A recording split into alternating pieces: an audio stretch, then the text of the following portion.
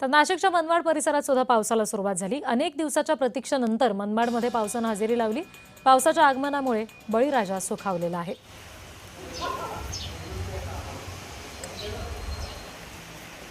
आमचे प्रतिनिधी संतोष खताळ याबाबत आणखी तपशील देत आहेत, बघूया।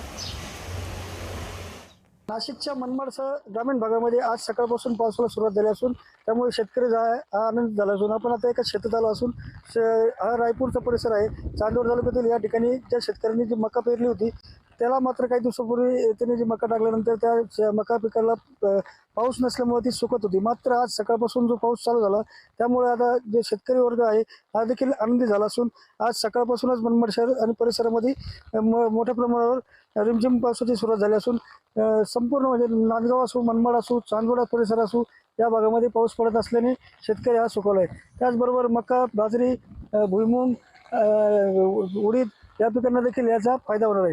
आता सकाळपासून ज्या पावसाची जी हजेरी लावली असल्यामुळे शेतकरी जो आहे आनंदित झालेला आपल्याला बघायला मिळत आहे।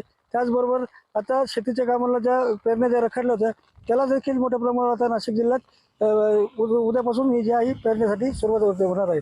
जय महाराजसाठी संतोष खताळ, नाशिक, मनमाड।